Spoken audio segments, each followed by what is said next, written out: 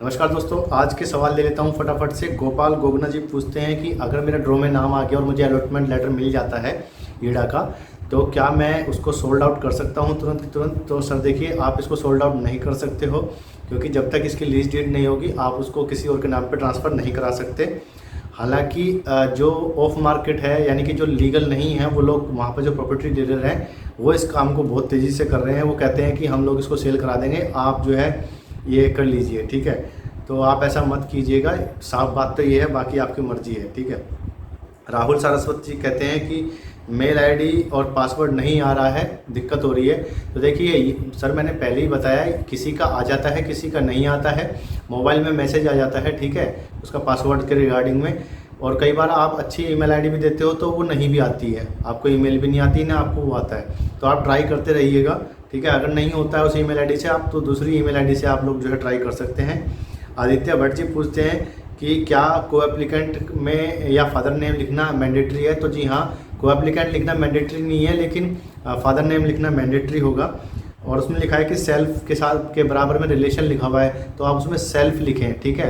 Applicant का relation क्या है, तो रिलेशन में आप अगर खुद भर रहे हैं तो सेल्फ लिखें, ठीक है।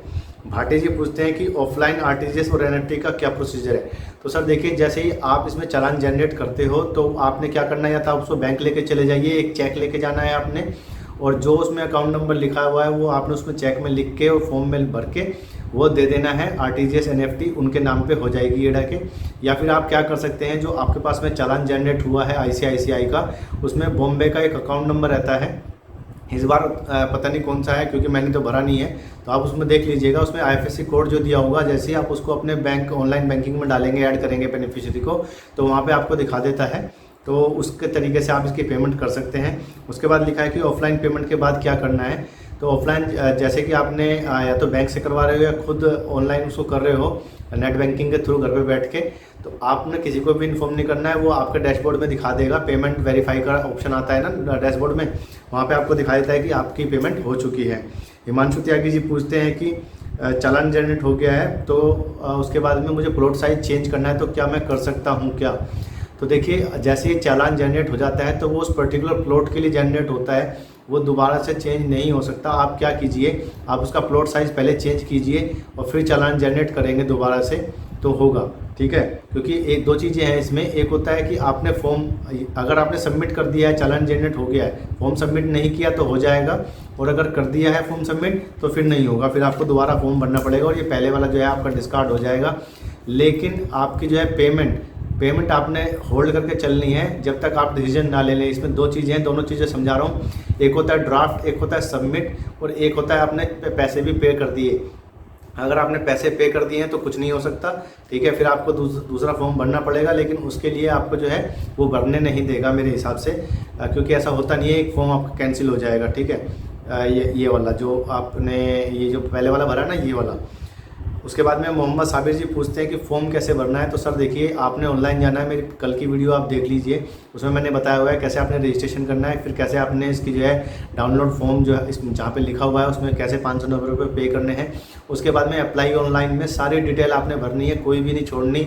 और मैंडेटरी जो है, सबसे जो ज़्यादा ज़रूरी है वो है आपका bank account number, IFSC code वगैरह सब उसमें डालना है। साइन वगैरह फ़ोटो अपलोड करने होते हैं, जो जो डॉक्यूमेंट वो मांग रहे हैं वो सब चीज़ें करनी होती है, तभी आपका फॉर्म सबमिट होगा, अदरवाइज़ फॉर्म आपका सबमिट नहीं होगा। इसके लिए मैं कोशिश कर रहा हूँ कि मैं बना दूँ, क्योंकि मैं अप्लाई नहीं कर रहा हूँ तो वो फॉर्म मेरे साथ में नहीं खुल रहा है, ठीक है। उसके लिए मेरे को पेमेंट करनी पड़ेगी 590 रुपये, जो कि मैं नहीं कर पा रहा हूँ। लेकिन मैं पिछला कुछ डाटा मेरे पास में पड़ा है, वो मैं आपके साथ में शेयर ज़रूर करूँगा। देखिए, दिनेश नांगे जी पूछते हैं, बहुत अच्छा सवाल है, और एक ऐसा ही सवाल नितिन अग्रवाल जी का भी है। तो देखिए, ये पूछते हैं कि मेरा अगर मैं 300 स्क्वायर मीटर का जो प्लॉट है उसको भरता हूँ तो क्या होगा, क्या हम उसको सेल कर सकते हैं, क्या उसमें भी हमारा पैसा ब्लॉक होगा क्या?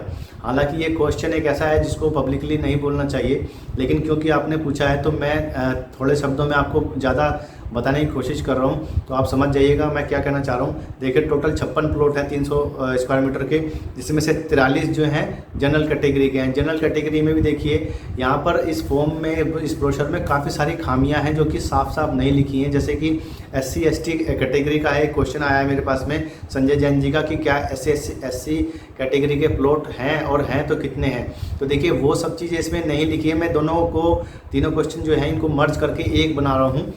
ऐसा कहीं नहीं लिखा है, लेकिन लिखा है अगर आप नोट पढ़ेंगे कि out of the reserve category of institutional जो होते हैं वो और फार्मर को छोड़ के 21% प्लॉट और जो है रिजर्व है SC कैटेगरी के लिए और 2% प्लॉट रिजर्व है ST कैटेगरी के लिए। तो वो जनरल में से ही निकाले जाते हैं। जो 77.5% बचता है वो उनमें से ही निकाले जाएंगे। पूरा मोटा मोटी अगर आप कैलकुलेशन करोगे, उनको जो रजिस्ट्रेशन फीस है वो 5% देनी है। तो यहाँ पे मैं संजय जैन जी का क्लियर कर दूं कि वैसे तो कहीं नहीं लिखा है, लेकिन उनका अपना मैथमेटिक्स है, वो अपने हिसाब से कर लेंगे। तो इसमें ज़रूर है SC कैटेगरी, जैसे आप फॉर्म भरते हैं तो वहाँ पर आपकी कैटेगरी सिलेक्ट करनी पड़ती है और आपको सर्टिफिकेट भी लगाना पड़ता है। इसका मतलब ये है कि कैटेगरी तो है इसमें, लेकिन उसमें मैंशन नहीं किया कि कितना है। ठीक है, ना ही इसमें ये मेंशन किया है कि फार्मर को कितना पैसा पे करना है रजिस्ट्रेशन का। वो SC SC कैटेगरी के में 5% रजिस्ट्रेशन करेंगे या 10% रजिस्ट्रेशन करेंगे। तो काफ़ी सारी इसमें खामियां हैं, ठीक है, वो क्लियर नहीं हो पाती हैं कभी भी। तो मैंने आपको बता दिया। जो दिनेश नांगे जी का क्वेश्चन था उसमें हम कंटिन्यू कर लेते हैं। 56 प्लॉट हैं 300 स्क्वायर मीटर के, 43 उसमें जनरल कैटेगरी हैं जिसमें SC कैटेगरी भी आएगा, ST भी आएगा, और इम्पेयर्ड वाले जो आते हैं, जो फिजिकली डिसेबल्ड हैं, वो लोग भी आते हैं। ठीक है, अब आप ये लगाइए कि 18 और 20 में ही हैं 300 स्क्वायर मीटर के प्लॉट, और वहाँ पर वो मोस्टली जो है डेवलप हैं, जो ऑलरेडी अलॉट कर दिए गए हैं और उस पर काम भी चल रहा है लोगों का। और बाकी जो प्लॉट हैं वो अभी जो है वहाँ पर खेत है वो डेवलप नहीं किए गए हैं। तो ज़रूरी नहीं है कि आपको जो है वो तुरंत से उस पर काम हो जाएगा। लेकिन ये आशंका ज़रूर कह रहा हूँ मैं यहाँ पर, ये संदेह है कि मतलब ये मेरे को लगता है कि जल्दी और सेक्टर के अलावा यहाँ पर जल्दी काम होगा और जल्दी आपके पैसे की रिकवरी जो है हो जाएगी और अप्रिशिएशन भी जल्दी मिल जाएगा। ज़्यादा दिन इसमें पैसा ब्लॉक नहीं होगा, ये मैं मान के चलता हूँ। ठीक है, ये मैंने आपको बता दिया। इसके बाद आता है इश्नू माथुर जी, वो पूछते हैं कि सेक्टर वाइज ऑप्शन क्यों नहीं मिलता फॉर्म के अंदर। तो देखिए सर, सेक्टर वाइज अगर आपको फॉर्म के अंदर दे देंगे तो सभी लोग जो है सेक्टर 18 और 22 में और प्राइम लोकेशन की तरफ को भागेंगे, तो बाकी का कहाँ जाएगा। तो इसलिए वो चीज़ें ड्रॉ में निकलती हैं कि आपका कहाँ निकलता है। ड्रॉ का मतलब यही होता है कि सारा माल उसमें भर दो, जो आपका निकलेगा आपकी किस्मत में होगा। ठीक है, उसके बाद जितेंद्र LG जी पूछते हैं अलॉटमेंट के बाद लीज डीड कितने दिन में हो जाएगी। तो सर देखिए, ये डिपेंड करता है कि आपका कहाँ निकला है प्लॉट और वो डेवलप है या नहीं है। अगर वो डेवलप नहीं है तो आपका जो है 5 से 10 साल मान के चलिए, और अगर वो डेवलप जल्दी हो जाता है तो जल्दी आपकी लीज डीड हो जाएगी, और उसके बाद ही आप उसको ट्रांसफ़र कराएंगे लीगली। आशुतोष चौरसिया जी बोलते हैं कि ईमेल नहीं आई है मेरे को अभी तक, तो क्या करूं।